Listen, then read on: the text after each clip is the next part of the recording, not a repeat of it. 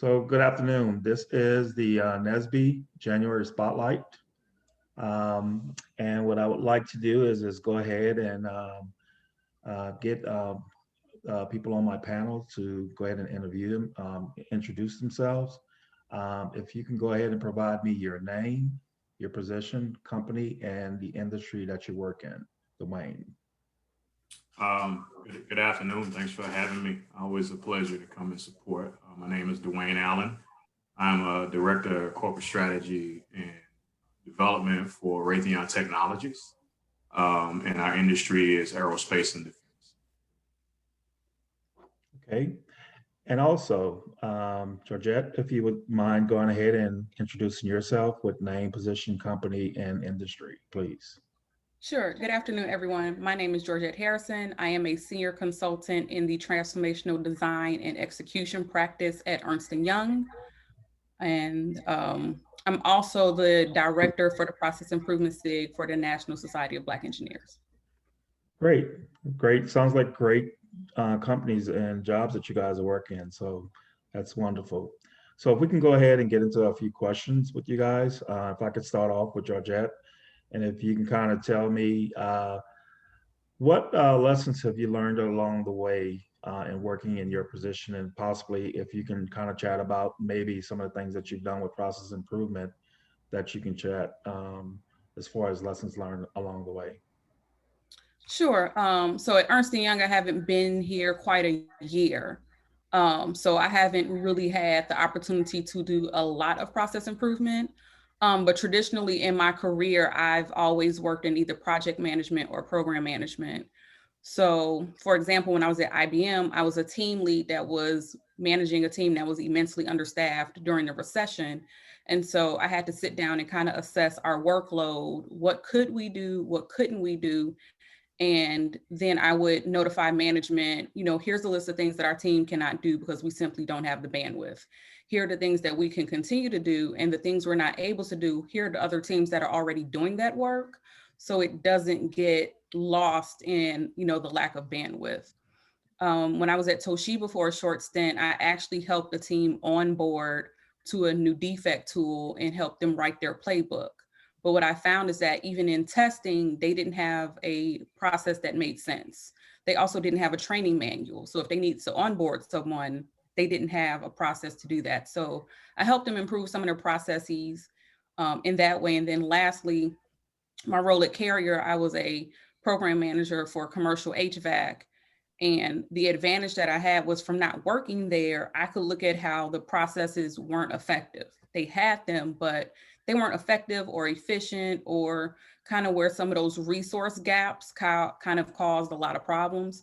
And so what I would try to do is just take my experience from my other fields and my industrial engineering background and kind of merge them on how to do things better. So I would do things incrementally small to try to help make not only my teams better, but my projects better as a whole. Thank you, Georgette.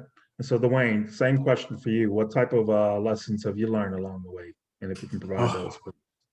That's a great question. Similar to Georgette's situation, I'm a classically trained industrial engineer. My first jobs at what was then called Raytheon Missile Systems was all about, transitioning a factory from one state to another. And that's all screams productivity, that all screams efficiency, that all screams sizing, that all screams all of those classical, i.e. Process changes, looking at reviews, of doing those things when I started my career. And, you always had those core skills. And then when I moved from that, from supporting programs or setting up programs, product lines as a classical industrial engineer, then I got into, design.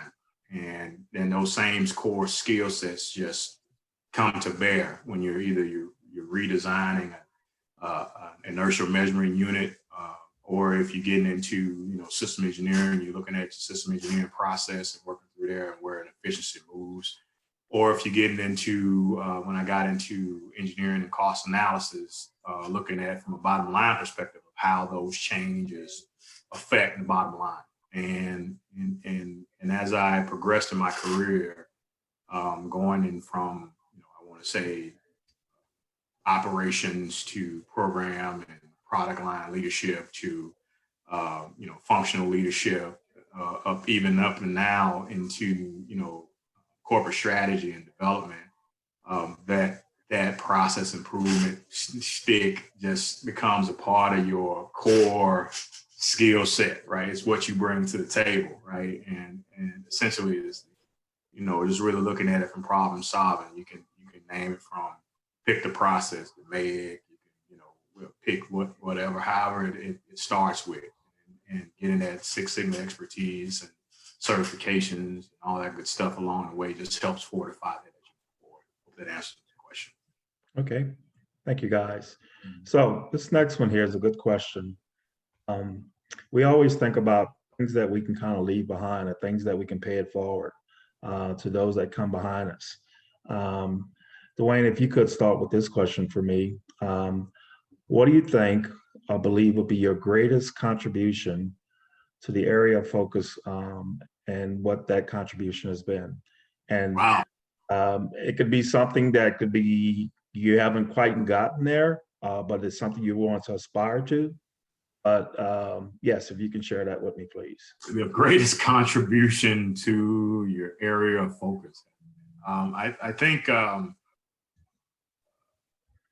it's bringing yourself and your full self to the solution. And I probably would say that it's about using whatever tools that you got in the tool belt, whatever you have to get to the solution. If you're somebody who can, I just took the 34 strengths thing, the Strength Finder 2.0 thing, and my number one strength, crazy, was the woo, like winning over others. And so if you have the ability to influence and be a peacemaker and drive people to get to a decision and get to the solution, be that, right? And as I look at it in my career, I've sometimes been that person, right? Or things like that. It's all about, just bringing, I think that's just continue to bring yourself to the solution and what you bring, right? And just creating that space for the solution to come about. If you are super technical, you might be the belly button that comes through with the technical acumen to bring it forward.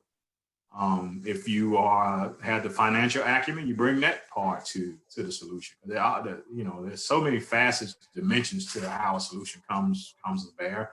I think that'd probably be bringing yourself to the solution is what's what I would say a contribution that I always bring to it. That's fair. I wouldn't call it greatest. I'll just call it that would be my piece to it, right? That's fair. I appreciate it. Okay, Georgette, how about yourself? Greatest contribution? That's a good one. I don't know if I feel like I haven't gotten there yet, but what I had to sit down and think about one day was that how in the several places where I've worked, I've been the first and generally the only, which is frustrating. It can be infuriating. Like even the department that I'm in now for the location I sit at, I am literally the first and only. And I started last February, which was, again, frustrating, but something to take some level of pride in. So what I try to do whenever I leave a place is I try to make it a little bit better for the people who have to come behind me. Hopefully a process that I created will make their lives easier, or some structure I set up will make their lives easier. I really like thinking in terms of strategy. So hopefully the work that I've done that I'm leaving there can carry them forward. I also mentor a lot. So I always usually end up having a bunch of, some of the younger people at work come and seek me out for advice because, they're struggling to adapt. I might be struggling to adapt as well, but I may know a little bit, more than them. So I usually try to, sometimes start with the end in mind, to also try to make things better in some of the spaces that I've been in. So I guess, those would kind of be the ways that I would sum it up, is hopefully for any of the also African-American women coming behind me. One of my biggest goals is to hopefully make the path a little smoother for them than the one that I've generally had to traverse. Which is a great segue into my next question, because it's very close to what you just answered, Georgette. Um, we always think about things that we can kind of leave behind, or little carrots that we can provide to those individuals coming up behind us. And again, when we kind of think about it, me being a baby boomer, I'm always looking at younger people and what I can provide to them. So my question to you, and you can just kind of add to what you just said, Georgette, because I'm sure you have a plethora of things that you can provide. So what is your feedback or advice or obligation that you would provide to the next generation? Take risks. So many people don't know, I left Chicago at 17 to get on a plane by myself to attend North Carolina A&T. A lot of people thought I was crazy. Nobody really understood it. Most of my family has never left Chicago. So they just think that I'm nuts because I also haven't moved back. But I was comfortable with taking that risk because I felt like there was something better on the other side. And attending A&T has literally been my best decision ever. So one of my things is always to the younger people, especially the ones that are maybe in their hometowns and they don't get a lot of encouragement to leave.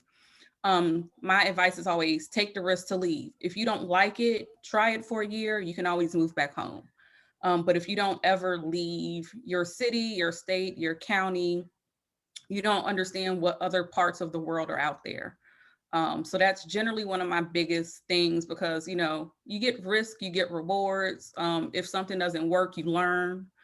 So, you know, there's never really a loss in taking a risk sometimes, but you can learn a lot more about yourself, how you're built, what your character is about, you know, in case you get caught in some tricky situation or you get presented with one, you kind of start to understand like who you are, what you're made of, and how you think when you decide to also take risks.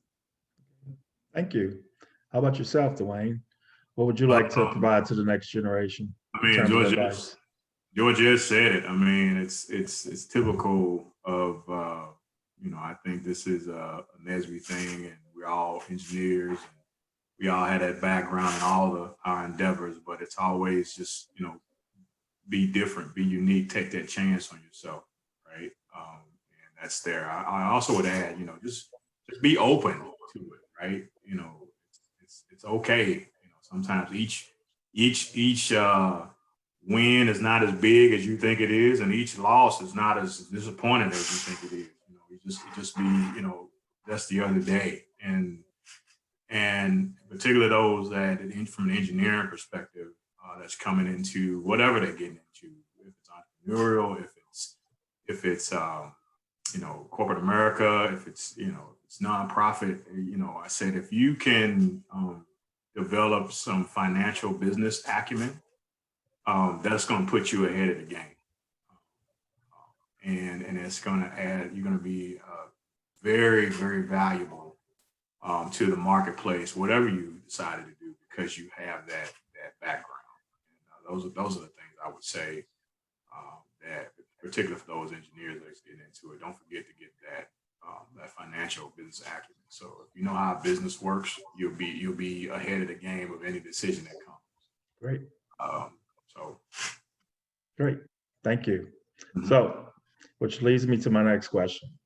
This is usually a question that's normally asked of us in our interviews, especially if we've been on one, two, or many.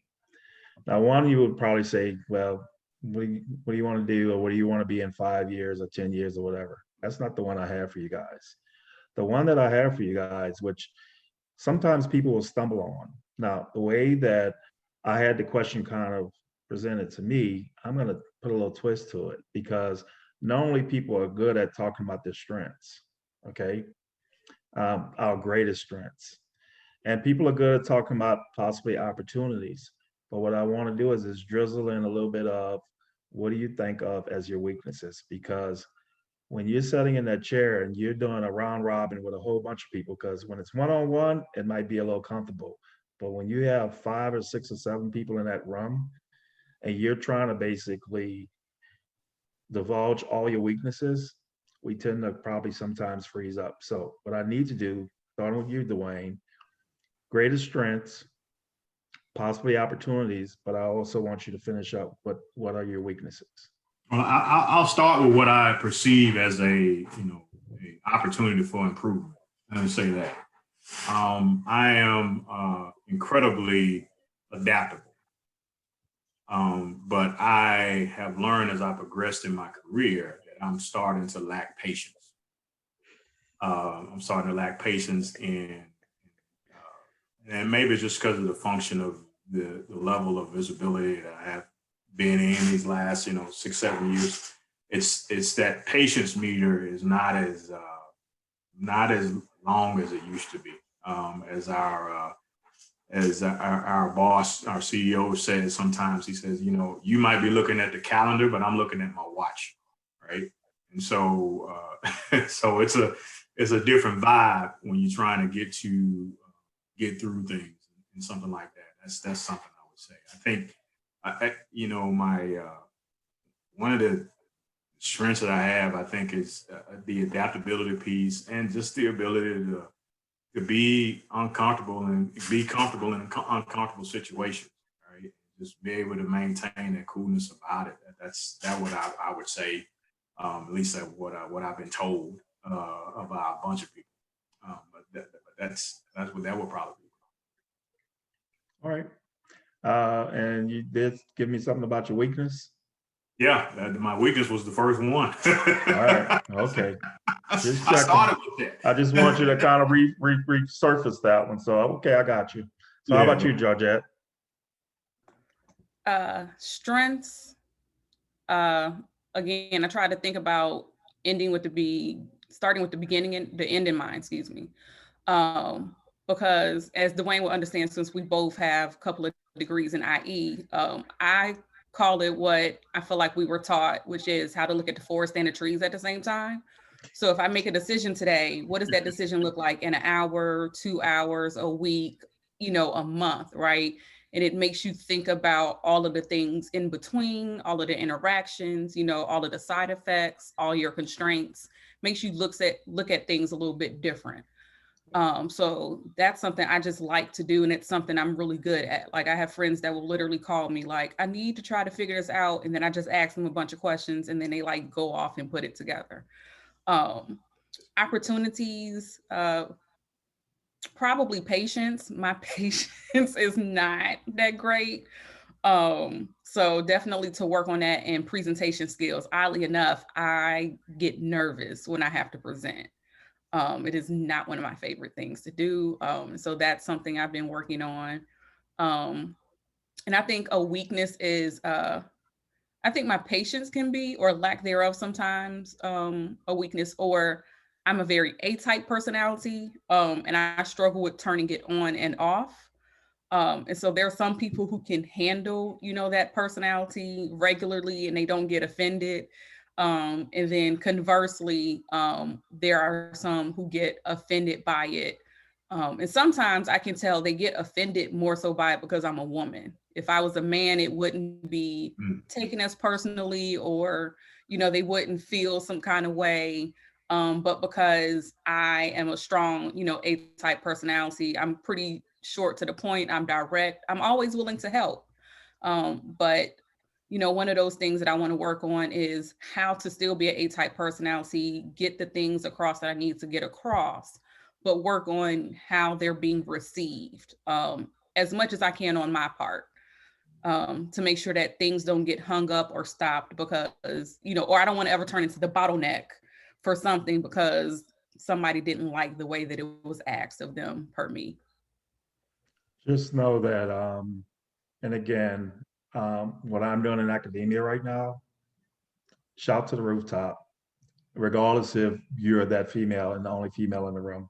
Because I can tell you, my students, especially my female students, I want them to speak out loud and proud and be able to have that voice. So don't hold back. I concur. So my last question to you guys, and I can start with you, Georgette. For someone just getting into school or someone just getting into their profession, what would you say would be the one thing that NSBE has helped you with your career? Oof, that's hard to pick one. because I've done so many things in NSBE. So again, I went to A&T. A&T has a relatively large chapter. We probably function like a regional board. So I guess I would say maybe just leadership.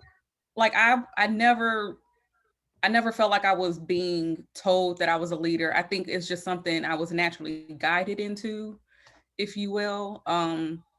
So, I've worked with people, from different places, because fortunately HBCUs are very, diverse in terms of where Black people come from.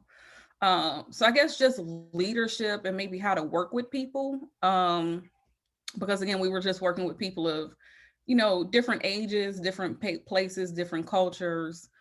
And then I guess guidance. Like I always got help. No one was ever trying to kind of, hold the bucket of stuff away from you. Like I'm not sharing.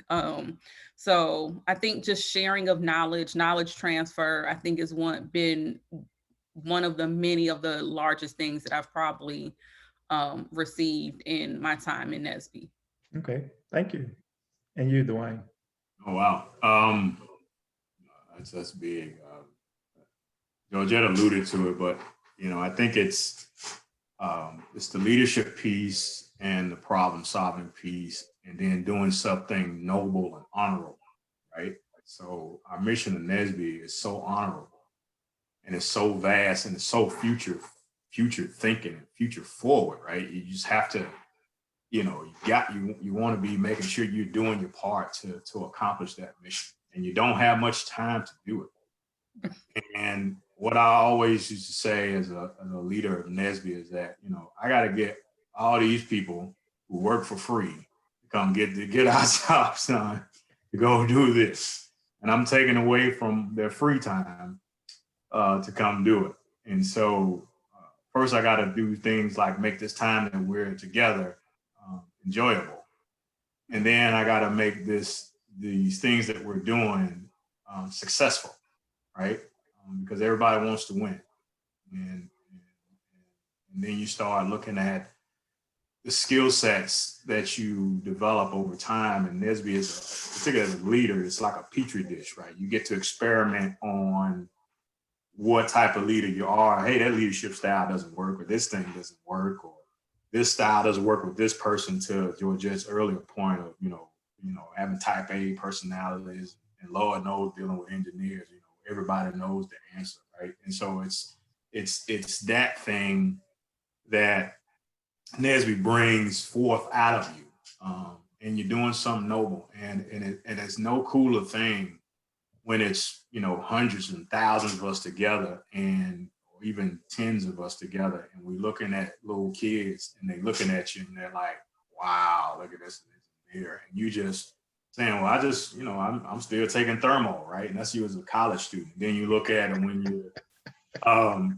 when you're looking at it, and you're your first or second year in your industry, right? And you see these college kids, and they just like, "Man, wow, you made it. Wow, you know what a bathroom is. You know how corporate America works. You can do this." And you're like, "Hey, this is my second year doing it," right? And so forth, right? And this is my time. And people who's changed careers, or went in different paths or unusual paths. I'm one that did an unnatural path to where I am. Not staying technical most of my career, that type of thing. That's what NSBE just gives you, right? And it brings it out of you, man. And it's such a gem. And there's a reason why I'm a lifetime member. There's a reason why I have lifelong friends who are NSBE members. There's a reason why I remember Dr. Davis back in the day when I was a wee high, and looking at him and like, wow, look at this dude in academia, he's doing it, and he got a doctorate last name, right? And there's a reason why when Georgette will call you and you answer the phone, right? It's a camaraderie and almost a family thing that makes it important. And so if I can close with anything, it's like this thing is so noble and valuable, and it will last forever, because we have people like us on this Zoom call that want to make sure it's going to be everlasting, and we're going to keep passing that on forever and ever. And I'm so honored and appreciative to be a part of something so great.